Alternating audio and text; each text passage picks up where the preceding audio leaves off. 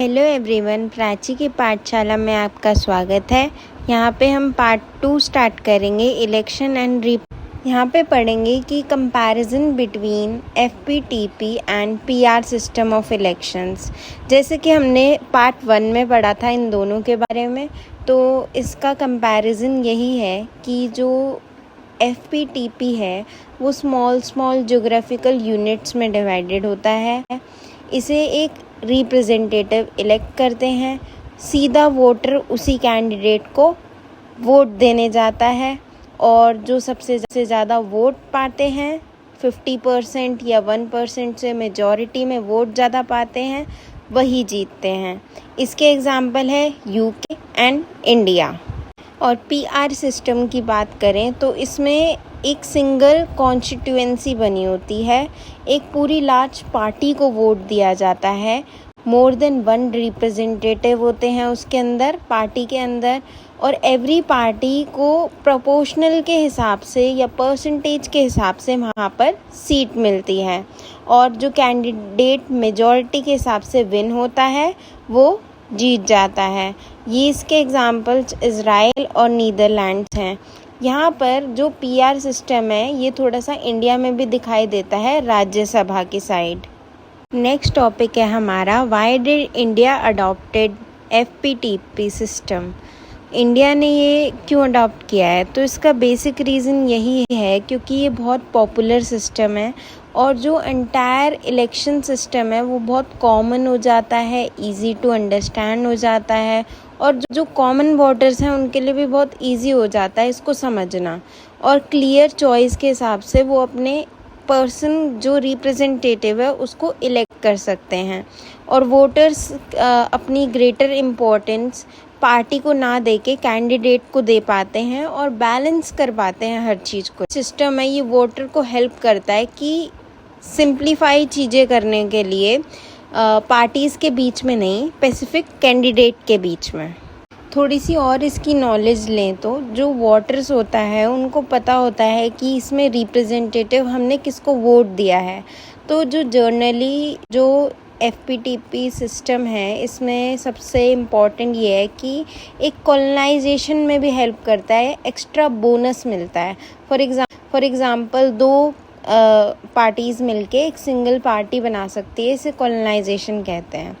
तो ये सिस्टम है वो पार्लियामेंट्री गवर्नमेंट को फंक्शन करने के लिए हेल्प करता है, जिससे चीज़ें बहुत स्मूथली चल पाती हैं और गवर्नमेंट स्टेबल हो जाती है। ये सिस्टम एनकरेज करता है वोटर्स को डिफरेंट सोशल ग्रुप में कि वो इकट्ठे रह के भी लोकेलिटी में अपने आप को जीत सकते हैं। द एफपीटीपी सिस्टम ने प्रूव किया गया है simple and familiar all the ordinary voters के लिए कि लोग इजीली जाके इसे वोट दें और उनको ये भी पता हो कि उनका रिप्रेजेंटेटिव कौन है। इनने हेल्प किया है जो लार्जर पार्टीज़ थी उनको क्लियर मेजॉरिटी जीतवाने में, जैसे सेंटर और स्टेट लेवल में क्लियरली वो जीत पाएँ। तो एनकरेज हुआ है इस चीज़ का। जो सिस्टम है उसको डिस्करेज किया गया है, जैसे पॉलिटिकल पार्टीज़ में एक कास्ट एक कम्युनिटी में वोट करती है, तो इस चीज़ को ख़त्म करके उनने कॉलोनाइजेशन लाया है कि इकट्ठे मिलके वोट लें ताकि लोग इकट्ठे मिलके रहें, इक्वालिटी में रहें और आपस में समझें एक दूसरे को। नेक्स्ट टॉपिक आता है, why not PR system in India. PR system क्यों नहीं आया गया, एफपीटी सिस्टम ही क्यों आया गया? तो जो पीआर सिस्टम है उसमें इलेक्शंस जो होते हैं वो सूटेबल नहीं होते, मतलब गवर्नमेंट स्टेबल नहीं कर पाती उस चीज़ को एक पार्लियामेंट्री सिस्टम में, क्योंकि जो मेजॉरिटी होती है वो बहुत मुश्किल से बन पाती है और कोई भी कॉलोनाइजेशन नहीं होता। तो जो पीआर सिस्टम में वो मेजॉरिटी के हिसाब से सीट्स भी डिवाइडेड नहीं होती और शेयर मतलब जो वोट्स होते हैं वो शेयर करना बहुत मुश्किल काम है। कॉलोनाइजेशन बहुत अलग हो जाता है, पीआर सिस्टम बहुत अलग हो जाता है। अगर हम डाइवर्स कंट्री इंडिया में देखें तो पीआर सिस्टम एक वाइड नेशन ही नहीं बना पाएगा क्योंकि फिर एक सिंगल पार्टी का रोल हो जाएगा, हर समय वही जीतती रहेगी, वो अपने वोटर्स बढ़ा लेगी जैसे तैसे करके, इस रीज़न से। नेक्स्ट टॉपिक है रिजर्वेशन ऑफ कॉन्स्टिट्यूएंसीज। इसमें ये है द डिलिमिटेशन कमीशन, जो एक इंडिपेंडेंट बॉडी है, वो डिसीजन बनाती है रिजर्वेशन के लिए। जैसे हर जगह एक सीट रिजर्व होती हैं SC, OBCs, general category, women's के लिए। तो जो प्रेसिडेंट ऑफ इंडिया है वो ये कमीशन अपॉइंट करता है और इनको कोलैबोरेशन के लिए भेजता है इलेक्शन कमीशन ऑफ इंडिया के पास, ताकि उन सब चीज़ की उन्हें नॉलेज हो जाए।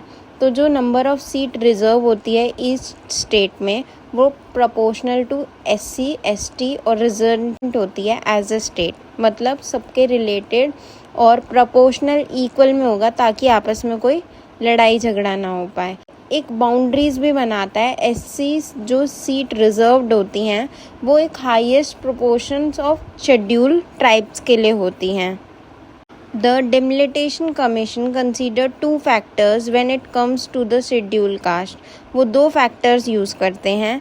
वो पहले सिलेक्ट करते हैं highest proportional of people from the schedule caste, जो सबसे मतलब प्रोपोर्शन में इक्वल आए, जो थ्रू आउट द स्टेट आते हैं, पूरे स्टेट के अंदर से।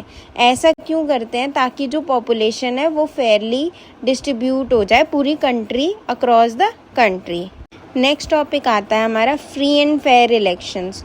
तो the true test of any election system is ability to ensure a free and fair electoral process, कि जो प्रोसेस चल रहा है क्या वो सही है। तो एक डेमोक्रेसी जो रियलिटी होती है उसमें ये पता चलता है कि जो इलेक्शन है वो एक ट्रांसपेरेंट टाइप होना चाहिए, कि सब कुछ दिखे कि ये क्लियर है कि नहीं, तभी वो फ्री एंड फेयर कहलाया जाएगा। तो ये सिस्टम अलाउ करना चाहिए वोटर्स को कि जो भी इलेक्टोरल रिजल्ट्स हैं वो उनको शो हो, ताकि ये पता चले कि वो फ्री एंड फेयर इलेक्शंस हैं कि नहीं।